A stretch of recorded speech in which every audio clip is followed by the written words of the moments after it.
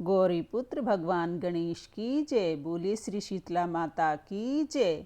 श्री शंकर पार्वती भगवान की जय। राधे राधे दोस्तों, आज की वीडियो में मैं आपको शीतला अष्टमी की व्रत कथा सुनाऊंगी। शीतला अष्टमी के महापर्व में सुनी जाने वाली माता शीतला की बड़ी ही दुर्लभ कथाएं हैं। इन कथाओं को सुनने से मनुष्य के सभी रोग और संकट कट जाते हैं तथा मनोकामना की पूर्ति होती है। एक गांव में एक ब्राह्मण दंपत्ति रहते थे। दंपत्ति के 2 बेटे और 2 बहुएं थीं। दोनों बहुओं को लंबे समय के बाद बेटा पैदा हुआ।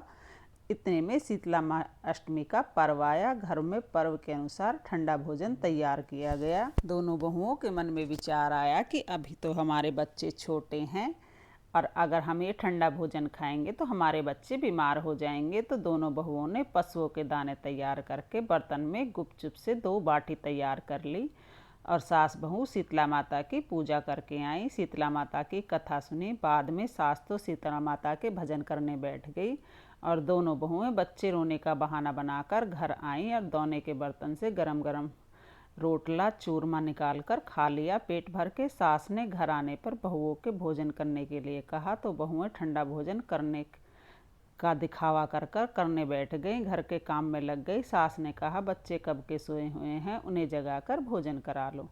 बहुएं जैसे ही अपने अपने बेटे को जगाने गई तो उन्हें व्रत पाया।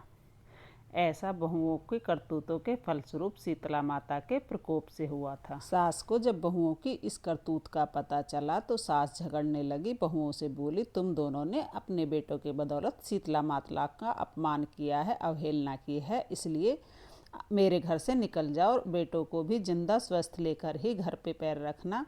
और अपने मृत बेटों को टोकरे में सुलाकर दोनों बहुएं घर से निकल पड़ी। जाते जाते रास्ते में एक पेड़ आया। वह खेजड़ी का पेड़ था जिसके नीचे शीतला माता और ओरी दोनों बहनें बैठी हुई थी। दोनों के बालों में जुएं रेंग रही थी। बहुओं ने थकान का अनुभव किया और दोनों बहुएं ओरी और शीतला के पास जाकर बैठ गईं। उन दोनों ने शीतला और ओरी के बालों में खूब सारी जुएं निकाली। जुओं का नाश होने से ओरी और शीतला ने अपने मस्तक में शीतलता का अनुभव किया और कहा, तुम दोनों ने हमारे मस्तक को ठंडा किया है, वैसे ही तुम्हारे पेट की शांति मिले। दोनों बहुएं एक साथ बोली कि पेट का दिया हुआ ही लेकर हम मारी मारी भटक रही हैं, परंतु शीतला माता के दर्शन नहीं हो रहे हैं। शीतला माता ने कहा, तुम दोनों पापनी हो, दुष्टनी हो, तुम्हारा मुंह देखने लायक नहीं है। शीतलाष्टमी के दिन ठंडा भोजन करने के बदले तुम दोनों ने गर्म भोजन किया था। यह सुनते ही बहुओं ने शीतला माता को पहचान लिया। देवरानी जेठानी ने दोनों ने माताओं का वंदन किया। गिड़गिड़ाकर बोली, हम तो भोली भाली हैं, अनजाने में गर्म भोजन खा लिया, आपके प्रभाव को हम जानती नहीं थी।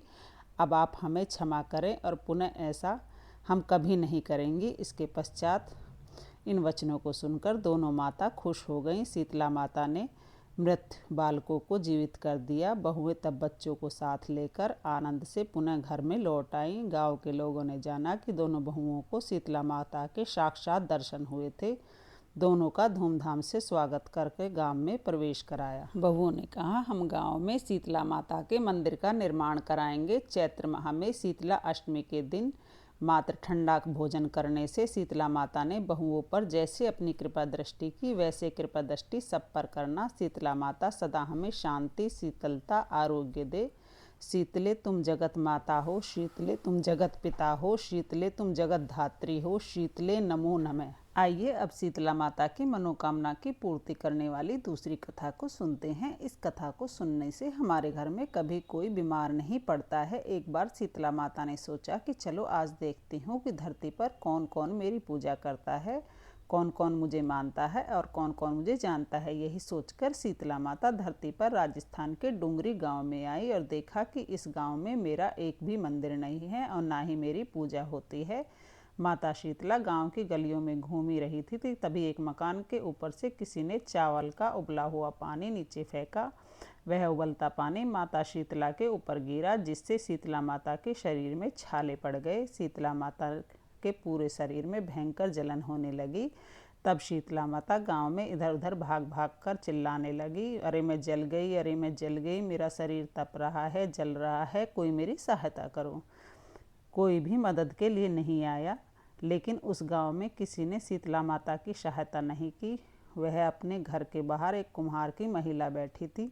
उस कुम्हारी ने देखा कि अरे भाई, यह बूढ़ी माई तो बहुत जल गई है, इसके पूरे शरीर में तपन हो रही है, इसके शरीर में झाले पड़ गए हैं, फपोले पड़ गए हैं, यह तपन यह सहन नहीं कर पा रही है। तब उस कुम्हारी ने कहा, माता तू यहाँ बैठ जा, मैं तेरे शरीर के ऊपर ठंडा पानी डालती हूँ। उस कुम्हारी ने बूढ़ी माई पर खूब सारा ठंडा पानी डाला और बोली, हे माँ, मेरे घर में रात की बनी हुई रबड़ी रखी है और थोड़ा दही रखा है, तू रबड़ी दही खा ले।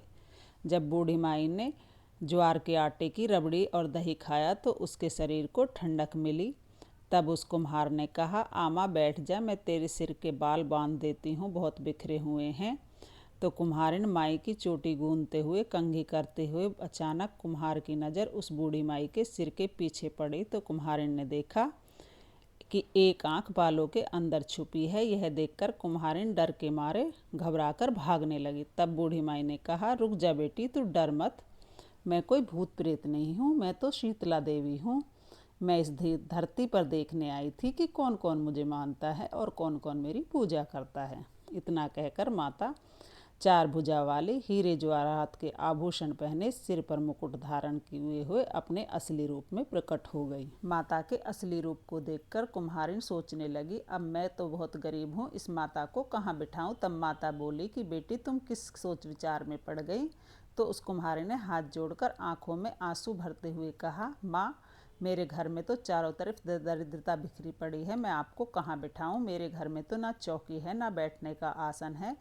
तब शीतला माता प्रसन्न होकर उस कुम्हार के घर के बाहर खड़े हुए गधे पर बैठकर एक हाथ में झाड़ू और दूसरे हाथ में डलिया लेकर उस कुम्हार के घर की दरिद्रता को झाड़ पोंछ कर डलिया में भरकर फेंक दिया और उस कुम्हारिन से कहा, बेटी, तेरे में सच्ची भक्ति है, मैं तुझसे प्रसन्न हूँ और तुझे जो भी चाहिए मुझसे वरदान मांग लो। तब कुम्हारन ने हाथ जोड़कर कहा, हे शीतला माता, मेरी इच्छा है कि अब आप इसी डोंगरी गांव में रहें और यहीं पर निवास करें, और जिस प्रकार आपने मेरे घर की दरिद्रता को अपनी झाड़ू से साफ किया है, ऐसे आपकी जो भी भक्त हैं उनकी सप्तमी और अष्टमी को भक्ति भाव से आपकी पूजा कर रहे हैं। अष्टमी के दिन आपको ठंडा जल, दही व बासी ठंडा भोजन चढ़ाएं, उसके घर के दरिद्रता को दूर करना और आपकी पूजा करने वाली हर महिला का अखंड सुहाग रखना, उसकी गोद हमेशा हरी भरी रखना। साथ ही जो पुरुष शीतला अष्टमी को नाई के यहाँ बाल ना कटवाए, धोबी को कपड़े धुलने के लिए ना दें और पुरुष भी आप पर ठंडा जल चढ़ाकर, नारियल फूल चढ़ाकर परिवार सहित ठंडा बासी भोजन करे,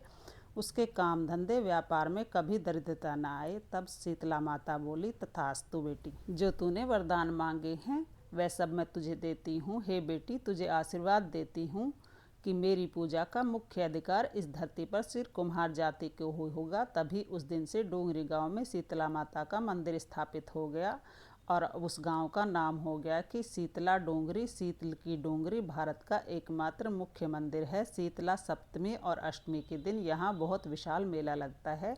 इसलिए बोलिए श्री शीतला माता की जय।